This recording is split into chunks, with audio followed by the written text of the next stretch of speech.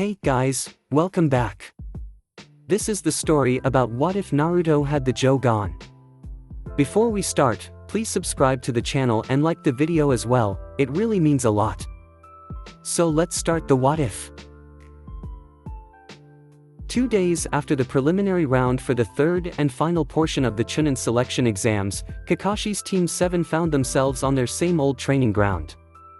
A training ground, that little did they know, held significant importance. It was the same one the Shodaime and the Nidaime had frequently used when they taught the Sandaime Hokage and his two teammates Mitokado Hamura and Yuditane Koharu. Sarutobi continued to utilize the training ground when he implemented the very first bell test with his talented students Orochimaru, Tsunade and Jiraiya. Tradition was kept as Jiraiya took on his own Genin team years later, on that very training ground as he trained Naruto's father, Kazama Erasure, the Yondaime Hokage and 2 others. Erasure, who considered himself a bit of a traditionalist, even if he, like Jiraiya, hardly followed the Shinobi code in any way, had proceeded to use the bell test with his own Genin team as Jiraiya had done with him. This time it was a team consisting of Hatake Kakashi, Uchiha Obito and Inuzuka Rin. Of course, in honor of his teammates and sensei, Kakashi could and would do no different, failing dozens and dozens of teams that were assigned to him by implementing said bell test on said training ground until one team finally passed. This team consisted of Uchiha Sasuke, Haruno Sakura and Uzumaki, Kazama, Naruto, a team so frightening like his own Genin team that he really had hated them when he first met them. However, as they grew, he saw the differences in the team he now lead and the one he had been assigned to when he was a Genin like them. Kakashi could honestly say that he could not be any prouder of them as he was at that moment. The white-haired man next to Kakashi had to admit seeing the 3 Genins lined up like they were was more than a bit nostalgic. Also in attendance were Gekko Hayate and a purple-haired Kunoichi in ANBU armor.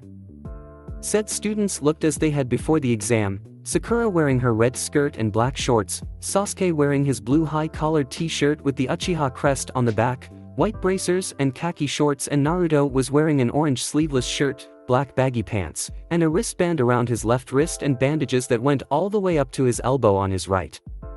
His black headband was now resecured on his forehead, concealing his Jougan. His father's katana, the Shuriken no Rijin, was hanging from his left hip. "So Kakashi-senpai, are we going to tell them why they're here?" asked the woman. Before Kakashi could answer, Naruto cut in.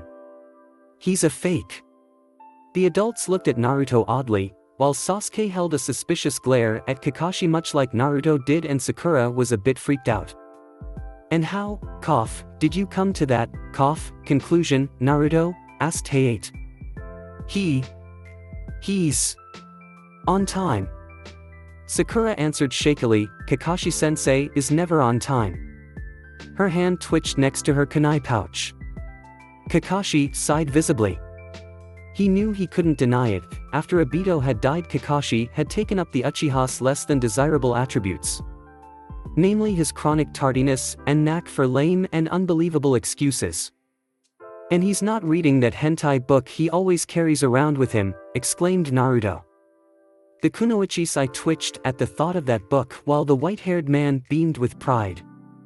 "Ah, so even ones so young as you all are familiar with my works?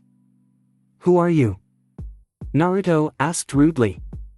The white-haired man smiled. "I am so glad you asked." Then he bit down on his thumb and did 3 hand seals, before slamming his hand on the ground. In a puff of smoke, a giant toad appeared. Like Guy had done before, the old man struck a pose and proceeded to do a little jig as he introduced himself. "I am Myoboku Mountain's monk of the frog spirits, also known as the Gama Sennin, Toad Hermit. I have no enemies in any of the 4 directions. I am the one every man wants to be and every woman wants to be with. Author of the revered and world-renowned Ika Paradise, Jiraiya no Densetsu no Sannin." He then dismissed the toad he was standing on. Neither Sasuke nor Sakura could actually believe the man was a Sannin, especially after that embarrassing display.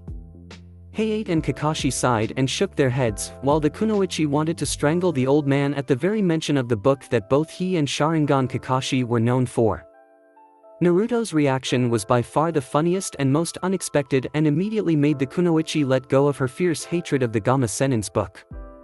"You don't look all that great, in fact you look like a pervert," said Naruto. Jiraiya's eye twitched in annoyance. "I beg to differ. I will say this once Gaki, I am not a pervert." Jiraiya told Naruto in a firm and dignified tone, "I am a super pervert. I can't believe you openly admitted it." "Ero Sennin," Naruto said in annoyed tone. Jiraiya got an annoyed look on his face, while Kakashi, Hayate and the kunoichi had to try and hide their amusement at the interaction between Naruto and Jiraiya. "Kakashi-sensei, there was a reason you called us here, right?" asked Sasuke, deactivating his Sharingan, noticing that the man actually was Kakashi. "Yes, in fact it's about your training," he said lazily. Naruto was oddly attentive at the mention of training. "As you know, the Chunin exams will pick up again in about a month, so I called in some favors. Sasuke, because of your Sharingan, your training will be personally overseen by me. Sakura, because your Genjutsu is the most superb of the three of you, I've arranged some training for you with teammate Sensei, Yuhi Kurenai." "What about Chino, Inutame, and Hinata-chan?" asked Naruto. "The Aburame's, father took him, on an extended training trip, Hayate informed his pupil, although the Inuzuka, has been released from the, hospital, he has, been ordered to lay off any heavy, training. The Hyuga, will more than likely, be in the hospital for most, of the month." Naruto's eyes became slitted and he clenched his teeth at the mention of Hinata's condition, as it reminded him of his own match for the Chunin selection exams and the point he had to prove to his arrogant ass of an opponent. "Also, Sakura, because you have the lowest chakra reserves and stamina, you will be put on a very intensive physical training program with a former teammate of mine from my ANBU squad, Yuzuki Yugao," he informed her while motioning to the purple-haired woman standing close to Hayate. "So that means I'm with Hayate-sensei," said Naruto happily, eager to learn more sword techniques, as well as working on becoming more skilled, not just with his left hand, but overall. "Yes, but you will also be training under Jiraiya as well," said Kakashi lazily. "What? Why do I have to train under that pervert? He doesn't even look all that strong," complained Naruto. "Ah, but he was also the one who trained your father and helped him master his own Jougan," said Kakashi, "and has informed myself and Sarutobi-sama that he knows someone who should be able to heal your arm within the month, making it easier for you to defeat the Hyuga prodigy." Naruto got a wide-eyed expression on his face. He gave a nervous chuckle and started scratching the back of his head. "Well, if you put it that way, I don't see why I should help the Gaki. He has no respect whatsoever," stated Jiraiya, which infuriated Naruto. "And probably even less talent." Letting out a growl, "That's it, Ero Sennin. I'm going to show you exactly how I deal with perverts." Making a one-handed seal, Naruto shouted, "Oiroke no Jutsu, sexy technique." There was a huge explosion of smoke. Once it cleared, revealed was a full-figured teenage blonde-haired girl in pigtails with very familiar whisker marks on her cheeks and clouds strategically placed in all of the right areas. Jiraiya got a slight nosebleed, while Hayate was looking everywhere but at the transformed Naruto and keeping his mind otherwise occupied. Kakashi let out a perverted giggle and had to constantly remind himself that the girl before him was not only his student, but in all actuality, male.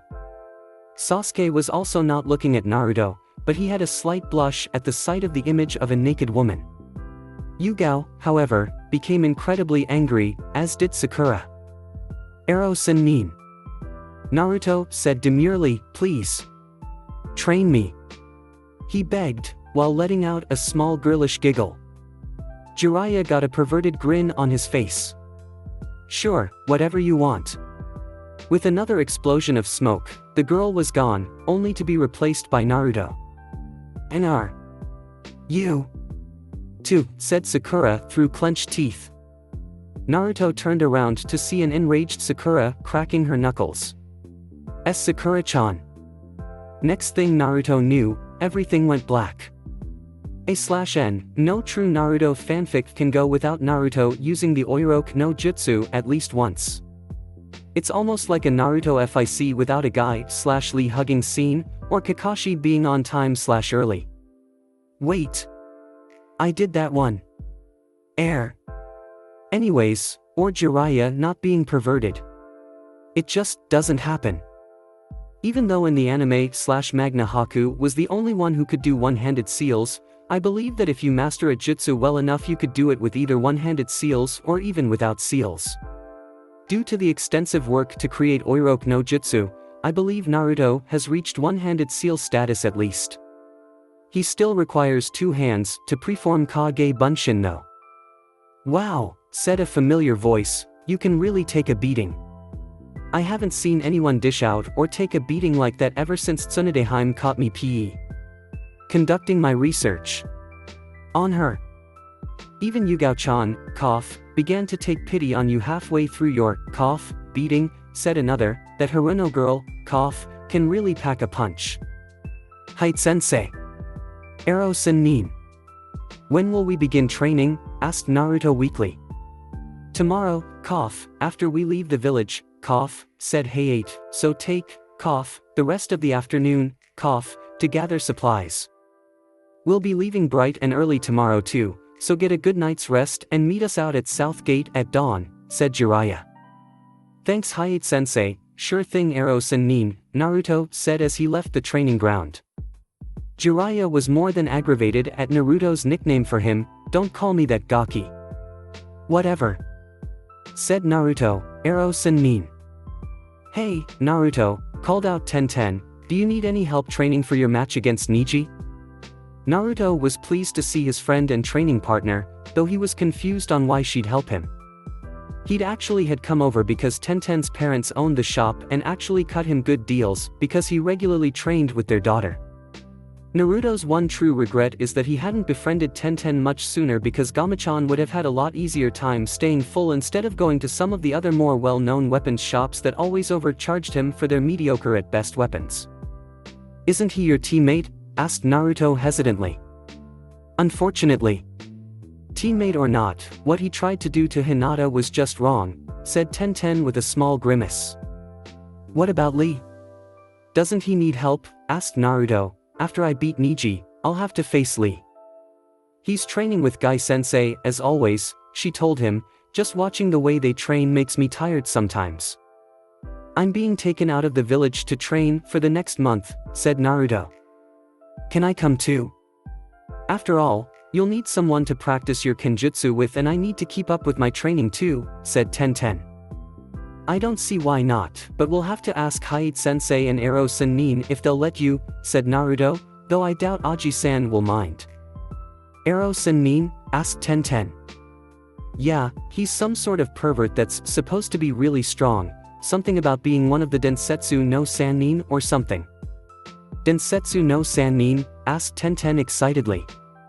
Naruto was now a little weary of the girl because she was starting to get that fangirl gleam in her eye, still he nodded hesitantly. Then that means he knows Tsunade-sama and can tell me all about her. Yeah. Sure. Said Naruto speechlessly as Tenten went on about how great Tsunade was and how the weapons mistress hoped to surpass her idol one day. Eventually he got his weapons and managed to make it to Ichiraku's before they closed, but not before telling Tenten when and where to meet them. The next morning found a half-asleep Naruto approaching the south gate where Hayate and Jiraiya were waiting for him. Tenten materialized at his side practically bouncing with energy. Ah, I see you got your girlfriend to see you off, said Jiraiya grinning, you might just do well as my apprentice yet.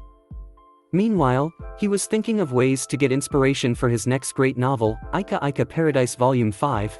Volume 4 was being published and hadn't been released yet, however Kakashi already had a reserved copy. Both Tenten and Naruto blushed heavily at that, stealing a glance at each other before turning away from one another before both started spewing stuttered rebuttals to the Gama Senin's remark. Too easy, thought Jiraiya smugly. Hayate rolled his eyes, though he was amused by Naruto and Tenten's reactions. So, what brings you, here Tenten?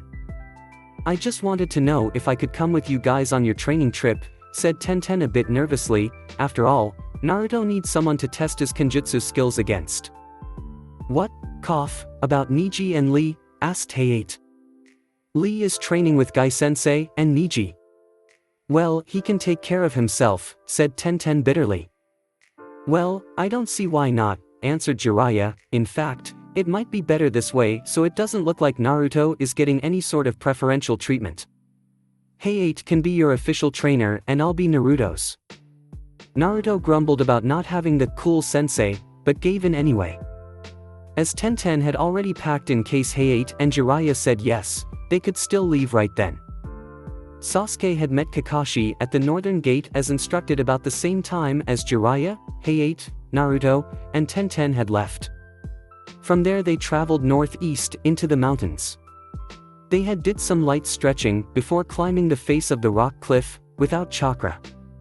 It was nearing mid-morning before they reached the top of the cliff face. Sasuke was exhausted, but Kakashi was barely winded, despite releasing the Kaimon, first gate. Alright Sasuke, said Kakashi in his typical lazy tone, we are going to begin the most intensive training of your life. Your opponent is a Jinchuriki who has never been injured before despite having been on a B-ranked mission. From what we've been able to determine, he has unparalleled control over sand and it acts as a fast-moving automatic defense. So the focus of our training will be to focus on your speed as well as raising your level of stamina and chakra pool for the technique I'm going to be teaching you. So, show me what you got. Kakashi took the Goken stance. Sasuke recognized it immediately as the boy dubbed Fuzzy Eyebrows had used that particular taijutsu style against him before the written exam. Sasuke slipped into the Uchiha second stance. He cursed as Kakashi sped towards him, connecting with several solid blows. Sakura was cursing fate, Kami, Naruto, and anything else under the sun for perhaps the 1,000,000th time. Yuzuki Yugao was a harsh taskmaster and Sakura thought it was only by some sort of miracle that she was still standing. She had no doubts that she would sleep heavily tonight without even stopping to think about dinner. She had been proud of her accomplishments to date. She had become stronger than Ino, despite being only marginally so, had defended her teammates when they were in danger and had been praised by both Sasuke-kun and Naruto for all the effort she had put forth. Even Kakashi-sensei was proud of her. She knew she was nowhere near her teammates' level yet, though she vowed she would be one day. Today had disillusioned Sakura in many ways. Today she had realized just how far away she really was from their level of skill, power, and stamina. Today was the first step in her path of improving herself as a kunoichi. Naruto was becoming frustrated. He was finally starting to get the exercise down, but it still wasn't anywhere near mastery. Flashback. I assume you both know the tree walking exercise at least? Asked Jiraiya. At both nods he continued. Good then, we'll continue with chakra control exercises until we get to where we're headed. This one is called water walking. A far more advanced exercise than the tree walking exercise. Walking on water? Asked Tenten. Is that really possible? Of course it is. With the right application of chakra, nearly anything is possible. Just remember though, he said in a more serious tone, many applications come with a heavy price. There are things that should not be done. Tenten looked confused. Naruto's gaze hardened and his Jougan started to glow underneath his headband. Orochimaru. Tenten was caught off guard by the tone in Naruto's voice and the slitted eyes that screamed fury. Jiraiya nodded solemnly. Anyways, we're going to be following the river the rest of our trip. By the time we're done, not only will you walk on water, but you'll also be sparring on it too. End flashback. Tenten was standing on the surface of the river. She was actually able to move at a very slow pace. She had even gone as far as to run through some simple stances and katas with a katana. Naruto, on the other hand, was having trouble standing. He could only stay on the surface for a matter of seconds before falling into the stream. At least he was managing to catch himself before he got past being waist-deep in water. Channeling his chakra, he tried to force himself to the water's surface. Each time he would nearly do so, he'd lose concentration and fall further into the river. Sasuke's Sharingan was spinning rapidly. At long last, he was able to at least follow Kakashi with his eyes. Still, seeing wasn't everything, as Kakashi would rapidly pummel Sasuke within moments. Still, it was a big improvement, as Kakashi had been moving too fast for Sasuke to even see him. Kakashi swung his foot at Sasuke's head. The genin blocked with great difficulty and then managed to dodge a follow-up punch before getting kneed in the gut and backhanded away. "Your reaction time is getting better, Sasuke, but it still isn't enough," critiqued Kakashi. "At this rate, guy's student, Lee, will mop the floor with you. Do you really expect to last very long against a half-crazed Jinchuriki for more than a few moments? We might as well hope Naruto beats both Neji and Lee so he can beat Gaara before going on to the finals." Sasuke gritted his teeth. Kakashi knew how to push his buttons. He charged at Kakashi, his hands speeding through hand seals. Sakura was idly wondering who she had wronged in a former life. While Kurenai may not have been anywhere near as physically demanding as Yuga was, her exercises and in both increasing Sakura's chakra pool as well as refining her control were still rapidly draining for the young Kunoichi. Currently, Sakura was standing on the side of a tree while preforming a more advanced variant of the same simple chakra molding/control exercise Iruka-sensei had shown them in the academy, called chakra spinning. She had her arms spread out and was maintaining a certain distance between her hand and two leaves while rotating them in the palm of her hands. Since she already had exceptional chakra control, this exercise was merely to maintain chakra from multiple points from her body and to increase her chakra pool. She had already mastered tree walking, and water walking was just as easy for her to master. However, she didn't have the chakra reserves to maintain it for extended periods of time. Churka spinning was also easy for her to get down with her high chakra control that might rival that of Tsunade no Densetsu no Sannin.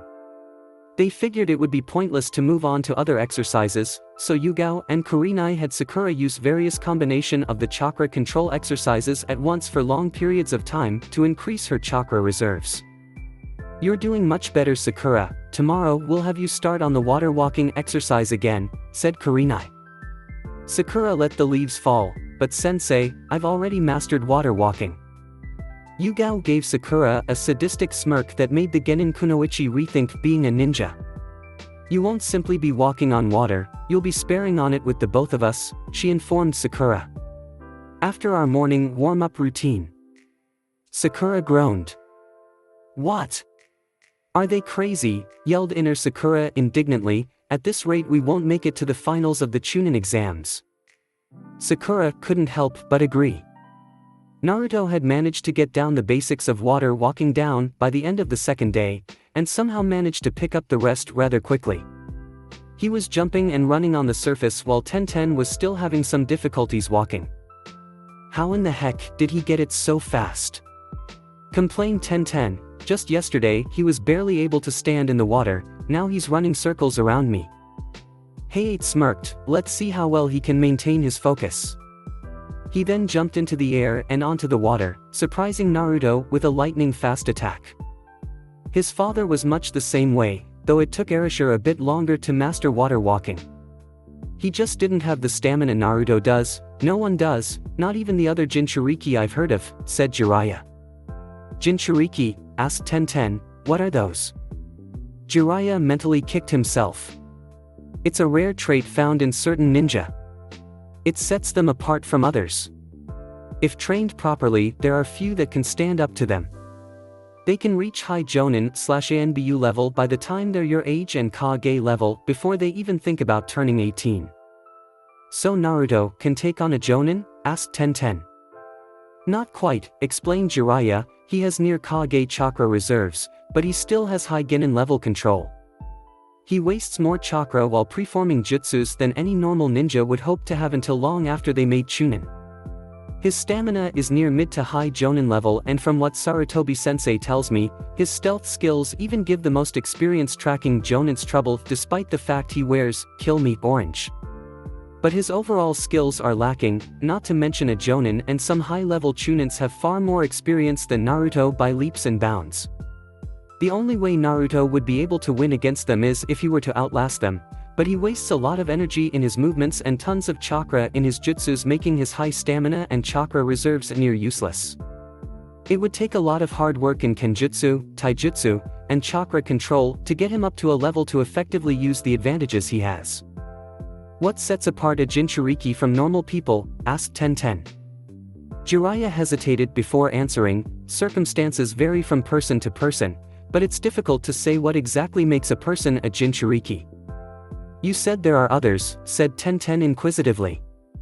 Well, I've only heard of 3 others, only one of which have been confirmed and only 2 are actually ninja, answered Jiraiya. The non-shinobi one is an old man who is said to be able to manipulate fire, water, lightning, earth and wind. Not much is known about him, other than he lives alone in the outskirts of some village far north of Konoha. One of the others is said to be a part of the Raikage's household in Kumigakure. The Kazekage's son, that red-headed sand kid, Gaara, is also a Jinchuriki. Tenten frowned. Except for that old man, all the others seem to be connected in some way to their Kages. Gaara is the son of the Kazekage, that other one at least lives with the Raikage, and Naruto is the son of the Yandere Hokage and is probably the only person I have ever heard refer to Sandaime-sama as Aji-san. Trust me, being a Jinchuriki is not a picnic. By default their lives are much harder than others because of what they are. It's the main reason Sarutobi-sensei treats Naruto the way he does and lets him get away with things. It is also the main reason why no one from your generation knows about Jinchuriki or that Naruto is one. There was a lot that Jiraiya was not saying, but judging by the way he seemed to be avoiding it, Tenten decided against pressing further. After all, she had plenty of time to figure all this stuff out. Right now, the main thing that mattered was hers and Naruto's training. Her thoughts were interrupted as Hayate and Naruto made it back to the shore. What was the big idea? Yelled Naruto. I was testing both your reaction time, cough, as well as your chakra control, answered Hayate smugly. You could have killed me, shouted Naruto angrily. Only if you weren't fast enough, Hayate assured him. Before Naruto could get full stream into one of his rants, Jiraiya spoke up. Let's get moving again. With luck, we should reach our destination by midday tomorrow. Where are we going, Jiraiya-sama? Asked Tenten. We're going to visit an old friend of mine, the Rei-Sennin, spirit hermit, said Jiraiya. Only her and Tsunadeheim could help Naruto with his arm, and it would take too long to try and find Tsunade before the finals, as she hasn't been around Konoha since before the Yandere died. Why'd she leave? Asked Tenten, eager to know more about her idol. Sorry, Tenten, but I can't answer that one. Perhaps if you one day meet her, you can ask. But don't expect an answer, the memories are just too painful for her, and that's all I can tell you. Okay. She answered, contemplating what could have possibly happened to drive Tsunade away from Konohagakure no Sato. Later that night, Naruto was training by himself. He unwrapped his injured right arm and was attempting to use his sword. Damn it, he hissed. As he dropped the sword for the 100th time. He clenched his left hand tightly, nearly drawing blood. He grabbed onto the Shuriken no Rijin tightly with his right hand and began to go through the various kata Hayate had shown him. He dropped to his knees and let go of the sword, clutching his arm, gritting his teeth against the pain. He had done this every night since he was injured, and he wasn't making any progress. It annoyed him to no end that the Baka Kitsune wasn't healing it like he always did. Damn it. I have to beat Niji. I will become Hokage, he hissed to himself, I promised. I won't fail. He then forced himself to stand as he attempted to grip the double-edged katana. Tenten watched sadly as Naruto worked himself into a frenzy. She had heard him leave the night before and decided to follow him. For 2 nights, she watched Naruto work himself to death, trying to force his recovery through the pain. Each time she watched as his face showed to utter defeat when he couldn't use his arm better than he had been able to previously. Naruto cursed again, and Tenten turned around to go back to the campsite with one last look to Naruto. Good night, Naruto, she whispered, knowing he couldn't hear her. The next day, the group came upon an isolated compound in the middle of the forest. Wow, this place is beautiful, said Tenten, so who lives here? This place is mine, now tell me Jiraiya, what are you doing here, and with Arashi's son no less, said an old, feminine voice. When the group turned to look at the newcomer, they saw an old woman with grayish-pink hair, standing on the branch of a tree. Hello, Genkai, said Jiraiya, I need you to take a look at the boy's arm. We hoped you could heal his arm and maybe give him a bit of training in chakra control. What do I look like, a damn healer, snapped Genkai, go find that drunkard teammate of yours, and have her do it. She then jumped off the branch. Besides, I already took an apprentice a long time ago. I'm not asking you to take him on or teach him any new techniques, he's got me and hate for that. It's just. Jiraiya looked at Tenten momentarily, his condition has given him too much chakra to control and I was hoping you could help with that. After all, you and Tsunadeheim are the best in your fields. Genkai sighed, fine, I'll take a look at his arm, but no guarantees. Follow me. Sometime later, the group of 5 made it to the small hut that Genkai lived at on her compound. Naruto's arm had been unbound and he was laying in the center of the room, a bunch of runic seals drawn around him. Making a few hand seals, Genkai placed her hand over Naruto's arm as it began to glow green. This is troubling, she commented as she scanned his arm. What's up Genkai-oba-chan? Asked Naruto. Genkai-sama? Asked Tenten worriedly. Don't give me that sama crap, said an annoyed Genkai. Whatever the dimwit did to his arm, he did it good. Not only was that Hyuga right about his arm no longer have chakra pathways, but his soul has been damaged. So can you do anything about it? Asked Jiraiya. Partially, I can't heal it all the way, Genkai informed them. It'll take someone of Tsunade's caliber to heal it the rest of the way. You'll be able to use that arm again without much pain, but be careful no to strain it. It will be much weaker than it was originally. You'll have to train hard to make your arm effective for actual combat again. Bring it on Genkai-oba-chan, said Naruto daringly. Just hold still, this will hurt quite a bit. With that, Genkai ran through a series of hand seals. Ijutsu, Reikon Ishin no Jutsu, Healing Art, Soul Restoration Technique. Genkai's hands started glowing an intense blue and then suddenly turned golden. Ripples of energy started flowing through Naruto's arm. The muscles in his arm tightened slightly and Naruto winced in pain, too stubborn to cry out. Tenten was amazed that Genkai then turned into a beautiful young woman with vivid pink hair that easily matched the Haruno girl on Naruto's team. If not for the absence of an abnormally large forehead, she'd have thought them related. Suddenly, with a small grunt of pain, a faded dragon tattoo appeared on Naruto's arm. It was translucent and looked incomplete. Finally, Genkai cancelled the technique. After a few moments, she reverted back to her old self and was panting heavily. Genkai-san. What happened? Asked Tenten inquisitively. When a person's body uses an extreme amount of chakra, the cells of their body revert to a time when the body was at its strongest, answered Genkai. The reason why this isn't seen very often is due to the fact that very few jutsus have the chakra requirements to do so. What about Kage Bunshin? Asked Naruto. While a Kage Bunshin does require a large amount of chakra, it doesn't apply because the chakra is being divided evenly between the clones, said Genkai. Not even your father's Rasengan, Spiraling Sphere, nor his student Kakashi's Raikiri, Lightning Edge, have such chakra requirements to affect the body so.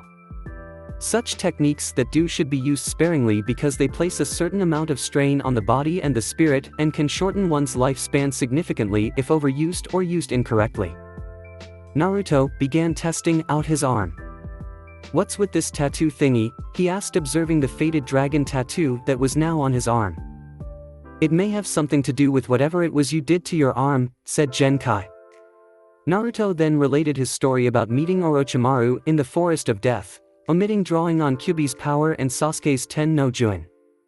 Then this tattoo should be the key in using your new technique.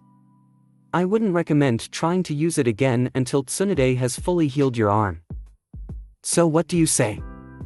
Will you help us train the boy for his match in the finals? Asked Jiraiya. Genkai reluctantly agreed after hearing from Tenten and Naruto why Naruto wanted to beat Neji so badly. Tenten and Naruto stood before Jiraiya, Hayate and Genkai. Naruto's bandages had been replaced on his arm, only this time there was an array of seals covering the bandages. Apparently, though incomplete, was still radiating power and itching for release. The bandages and the seals were being used as a sort of containment for the dragon that seemed to take residence in his arm. Now while your main focus for the exam is beating the Hyuga boy, your training is going to go beyond that, Genkai informed Naruto. What do you mean? He asked curiously. Despite the fact, Neji is your first opponent, you still have other opponents to worry about, namely Rock Lee, Uchiha Sasuke, and Sabaka no Gaara, So Dimwit, we're going to put you through the most intensive training you've ever been through, said Genkai. First. Genkai trailed off doing some hand seals. Put out your arms. She then pointed at Naruto and circled his wrists. A glowing golden ring appeared. She repeated the process around his feet. Fuin Jutsu, Jureijo Shinosio, Sealing Technique, Spirit Training Cuffs. With that, the golden rings around his feet and wrists shrunk down to size and snapped his legs and arms together. Caught off guard and balanced, Naruto fell to the ground. Hard.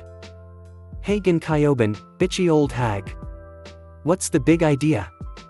Naruto shouted angrily. If you'd shut up for once, dimwit, I'll tell you, said Genkai, these are the ultimate training device of my own creation. Feel lucky, only myself and my apprentice have ever utilized this technique. It seals all of your chakra inside of your body. In order to move, you will have to utilize 100% of your chakra at all times. This requires great concentration and excellent control. They are to be taken off only in emergencies. To cancel the technique requires a certain word, concentrate on releasing the cuffs and say anti, and you will be able to utilize all of your chakra once more. These cuffs will increase both your chakra pool and your control significantly the longer you wear them. With that, Hayate took Tenten to teach her some more kenjutsu stances and techniques, while Genkai went inside her hut to meditate. Jiraiya just simply went to the beach nearby to conduct research for his novel. It wasn't until late in the evening until Naruto finally made it back into the hut. It would take him several days to get used to Genkai's special training method. The sound of 1,000 chirping birds penetrated the air, followed by a huge explosion.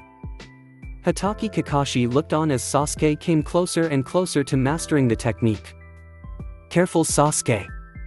Though it is the incomplete version of my only original jutsu, the Chidori, 1,000 birds, still uses up a massive amount of chakra.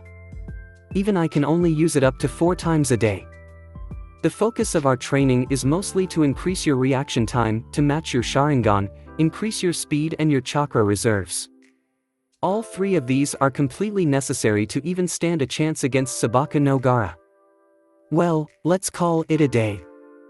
No, whispered Sasuke defiantly, I have to get stronger. Kakashi sighed, be that as it may, part of becoming strong is knowing your limits and how far you can push yourself. You're only capable of 1 Chidori per day. Those seals on the back of your neck will react in different ways. First is Orochimaru's Ten no Juin. While it gives you a significant power boost, we fear that it will cost you your sanity and possibly your free will. The more energy you use, the more of a need you'll feel to activate it. Next is the Fuja Hoin, evil sealing method. As I told you before, that seal will suppress Orochimaru's seal, but it is largely dependent on your will and it will weaken if you work yourself to the point of extreme exhaustion. While we will be able to continue some training, I don't think it would be wise to practice another Chidori. We will try and work you up to being able to do at least 2 by the end of the month. It'll be near impossible to think you'll be able to do any more than that in such a short time. Kai, shouted Sakura as she dispelled yet another genjutsu. She was rapidly gaining progress on identifying and dispelling genjutsu. She had also gained quite a few genjutsu into her repertoire, including Megan, Narakumi no Jutsu, Demonic Illusion, Hell Viewing Technique, which would show the victim a horrifying image. It was a weak genjutsu that was easily identified and dispelled. Another genjutsu she added to her skills set was Megan, Kokoni Arezu no Jutsu, demonic illusion, false surroundings technique. She had nearly passed out from chakra exhaustion when she attempted Kurenai's Megan, Jubaku Satsu, demonic illusion, tree bind death. She would only use that one if she trained a bit more. She did pass out from exhaustion attempting the Kaneshibari no Jutsu. She could only marvel at Naruto's stamina, knowing that, with her perfect chakra control, she used far less chakra than most people, including both Kurenai and Yugao, when preforming the jutsu. While Naruto's chakra control wasn't horrible, it was far from perfect, and he was bound to use up more chakra than she even had when using the technique. The only thing that kept her from being disappointed in not being able to use the technique yet was the fact that it was an ANBU level technique. Aside from learning genjutsu, mostly from Kurenai, Sakura also learned a few ninjutsu, including one that Kakashi had used on Sasuke during the bell test, Doton, Shinju Zanshu no Jutsu, Earth Release, Inner Decapitation Technique, from Yugao. She was also able to use Katan, Gokakyu no Jutsu, but she had nowhere near the chakra reserve Sasuke did and could only use it once without any ill effects. She did manage to come up with an attack all on her own that both Kurenai and Yugao were both immensely impressed with, though they said she should be careful about using it during the exams as it was exceedingly deadly. She was proud of her accomplishment and couldn't wait to use her Sakura Fubuki no Jutsu, Cherry Blossom Blizzard technique, in a real situation. Not only was her genjutsu and ninjutsu coming along, but so was her taijutsu. Haku would regularly work with Sakura on improving that aspect of her training. Haku had not only helped her greatly improve her basic taijutsu from the academy, but he had also shown her various stances and kata of the Mednin taijutsu that Kabuto had shown him, as well as Shosen no Jutsu, mystical palm technique. He had also improved greatly on her accuracy with throwing weapons, namely Senbon. Haku was greatly impressed with Sakura's progress as she was picking things up almost faster than he did. "You're doing better, Sakura, now it's time to increase your chakra pool again," said Kurenai. Sakura groaned. They had stepped up that aspect of training as well. Sakura soon found herself hanging upside down from the branch of a tree while he was spinning Senbon in her hand, instead of leaves. Naruto was currently sweating heavily as he was balancing on a sharp point with only his finger with a small point of chakra channeled into it. He was barely staying up, as he was expelling exceedingly excessive amounts of chakra, as Genkai, who was next to him, was barely releasing any at all. "You're crazy, Oben," Naruto cursed. "Shut it, dimwit. Just for that we'll do this another 4 hours," said Genkai in annoyance. "Damn it," he said under his breath. 5 hours.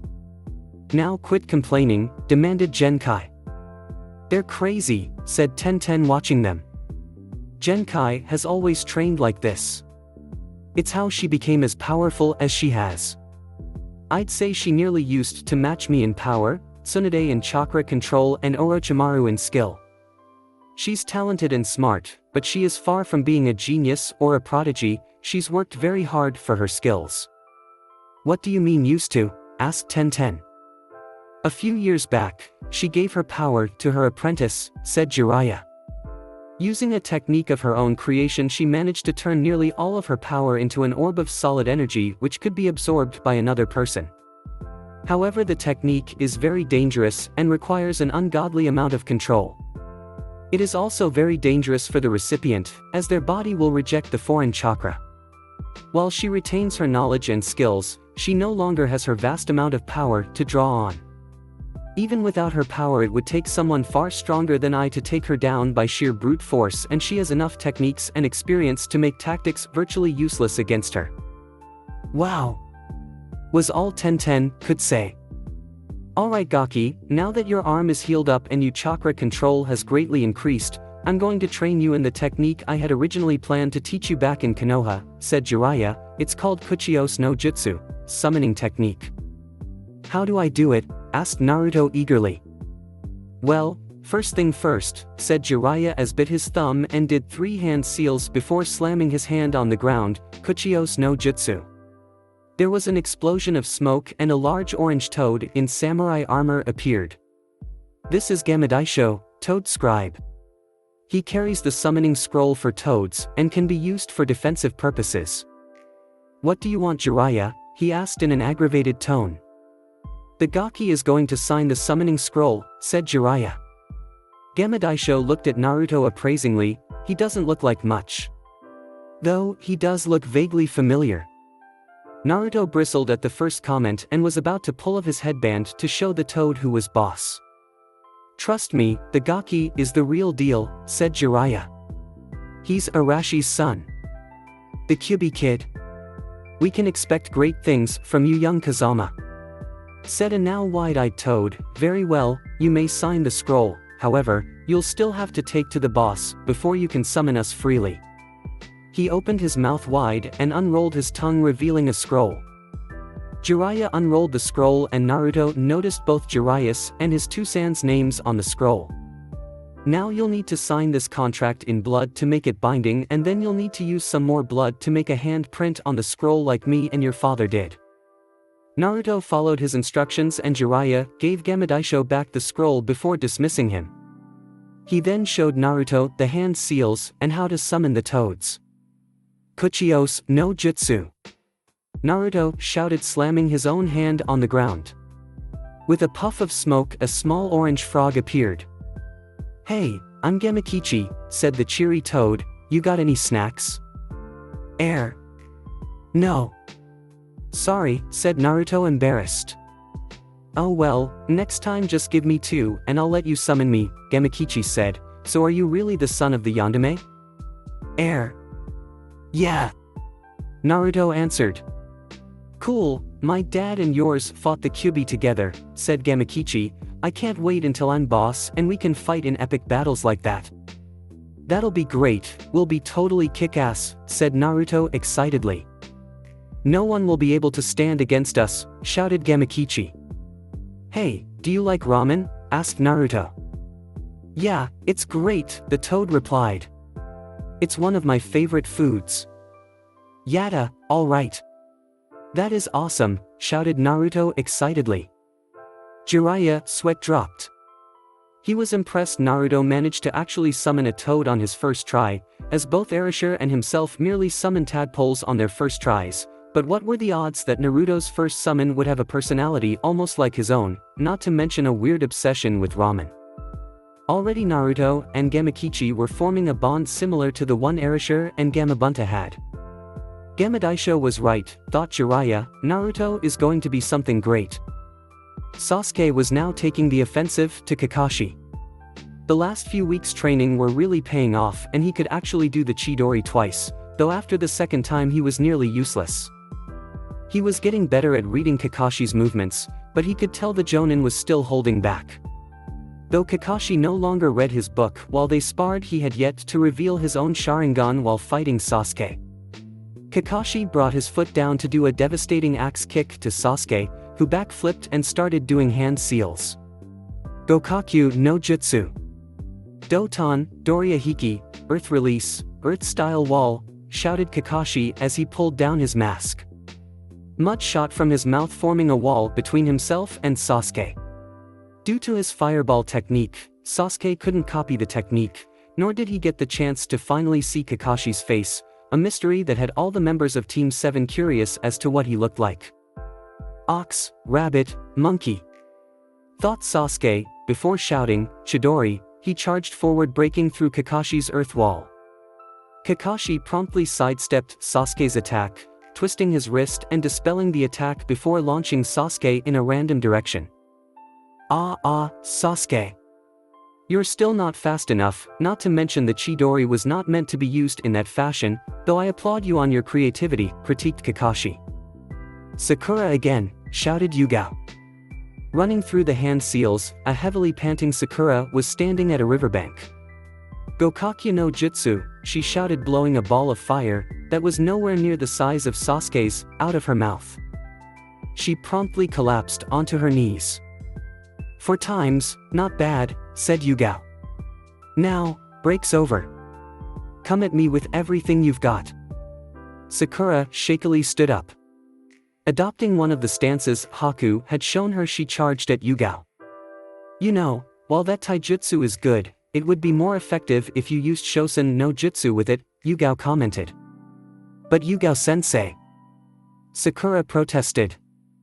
Listen, I'm an ANBU, not to mention I too trained under Kakashi-senpai before you even started training at the academy. There is no way you can hurt me, so come at me with everything you've got, ordered Yugao.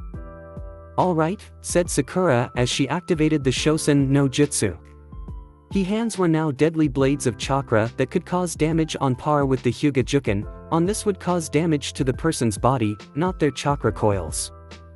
A shirtless Naruto stood before a bonfire, his hair spiked up, the seal on his stomach visible for all to see. A column of fire shot up into the sky.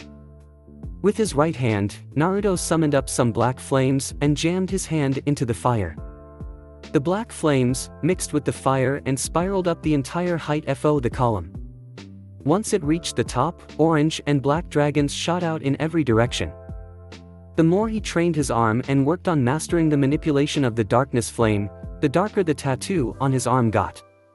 It was still translucent but now was several shades darker. Already he had a new attack that he had been practicing, using one of Tenten's swords due to the fact that he didn't want to mess up his father's blade trying to come up with a new technique. He knew there was no way that he could use it in the tournament, but it was nice to have a new attack to fall back on during a real fight. Though Tenten had told Naruto about Niji's ultimate defense was impenetrable, he doubted that Hakusho Kaiten, 8 trigrams palm heavenly spin, could stand up to it. Hey-8, who had been the only other person to have seen Naruto's new technique, was inclined to agree, especially after what Anko said the original attack, which the new one was based off of, managed to do to Orochimaru. Hey-8 and Tenten were sparring as they always did when they saw the column of fire and the dragons dispersing. He seems to be, improving fairly quickly. Yeah, it's hard to believe that he's the same Naruto that failed the Genin exam all those times, said Tenten in awe. Never underestimate someone who, works hard to achieve a certain, purpose, said Hey-8, from what I've, seen of him and what you have told us, Hyuga Niji will not make it past the second round, What do you mean Hey-8-sensei, asked Tenten. After watching both of their, fights, Niji respects both Naruto and your other teammate, Rock Lee's abilities, but he still, sees them as being beneath him. That will be his downfall. Even if, he manages to somehow beat Naruto, Lee will win for sure. But Lee has never beaten Niji before, said Tenten. In all those times, did Lee ever take off his, weights or use the Hashiman, asked Hey-8. Tenten's eyes widened at the thought.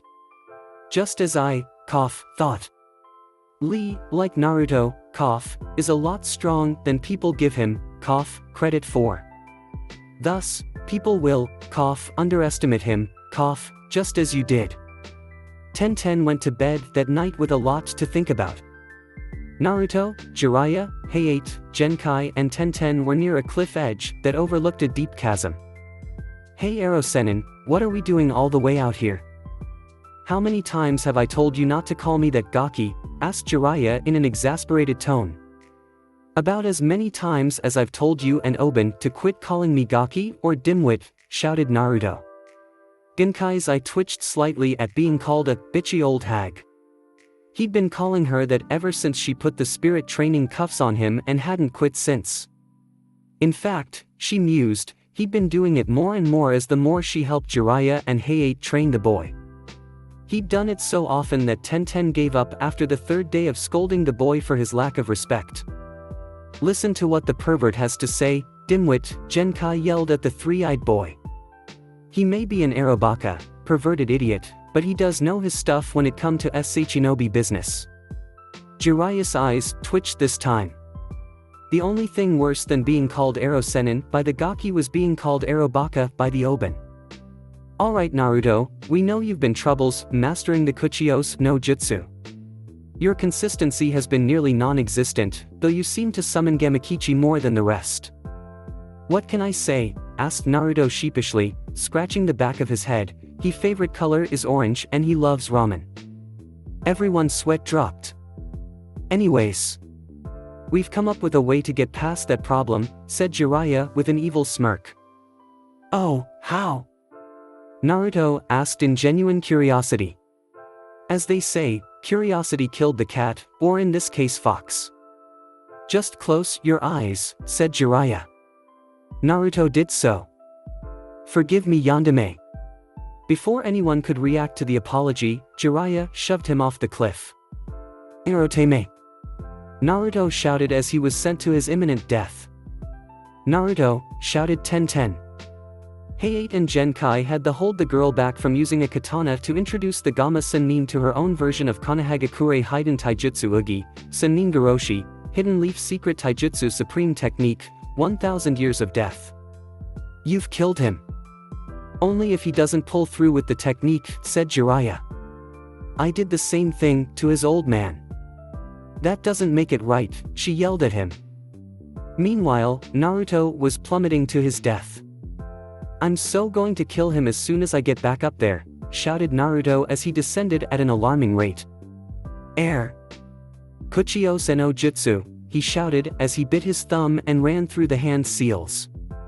Suddenly he came to a stop on top of the head of the large toad he'd ever seen.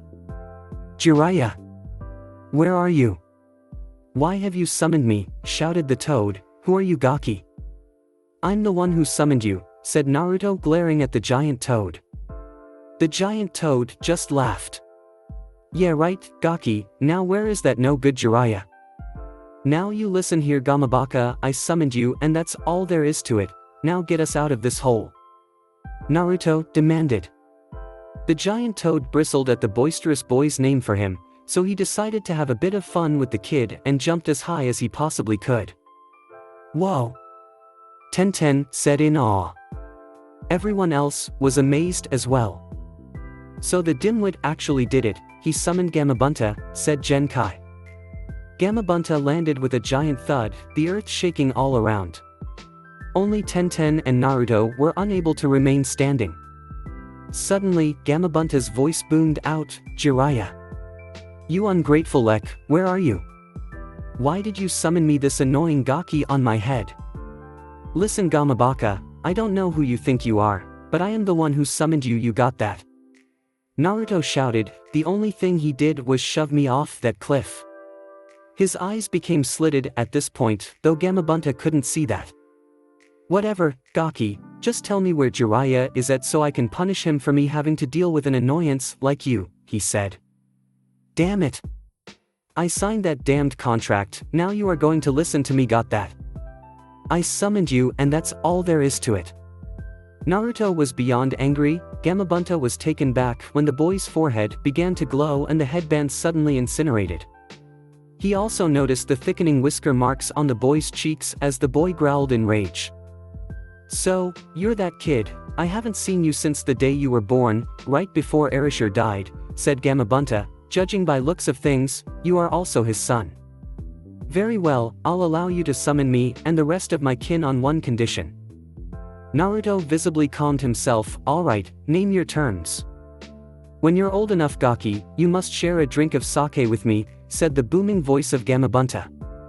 No problem, said Naruto, I look forward to it. Now, I must be on my way. With a huge puff of smoke Gamabunta went back to the summoning realm. Unfortunately, Naruto was still on his head when he left and ended up falling to the ground. Stupid Gamateme. He mumbled before succumbing to the darkness.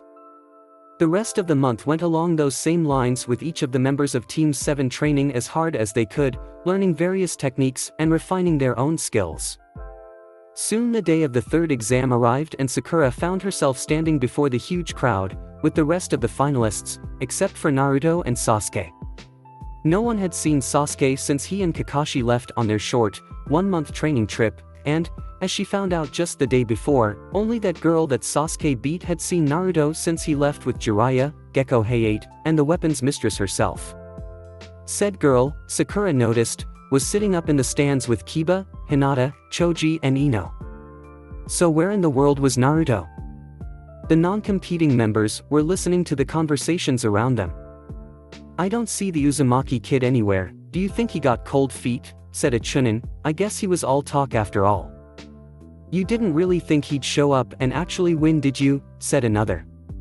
He may have improved, but there is no way he'd beat last year's Rookie of the Year.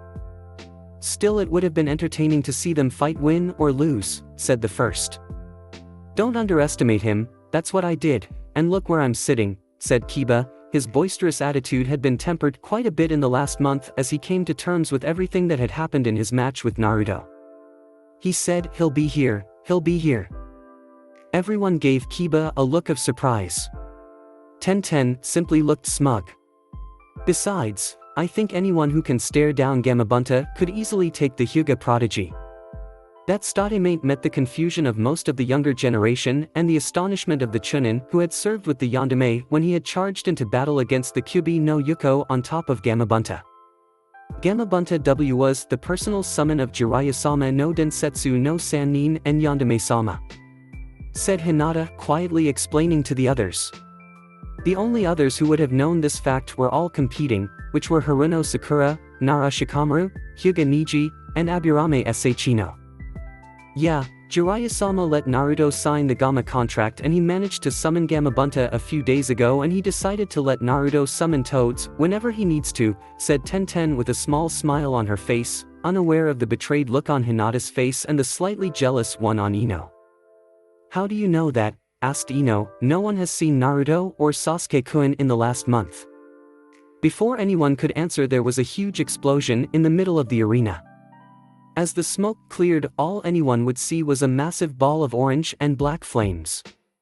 Suddenly there was a teal flash and the flames were cleared to see a sight no one in the audience could have imagined they'd see. Naruto was smirking while astride a large black and orange from with a single katana strapped to its waist. His Jougan was blazing with raw, untamed power. He was also wearing a black shirt and pants, and his haite was attached to an orange cloth. His right hand was still bandaged, the Shirkan no Rijin strapped to his left hip, and he wore a long robe reminiscent of the Yandere himself, except his was black with orange flames. On the back of this robe was some kanji saying Kanahagakure no Kurwaryu, Black Dragon of the Hidden Leaf. Have I missed anything? He asked smugly. Thanks for watching. I hope you enjoyed. If you enjoyed this what if and want to see next part of it, comment down below and let me know. Also share this video with your friends. See you in the next video. Peace.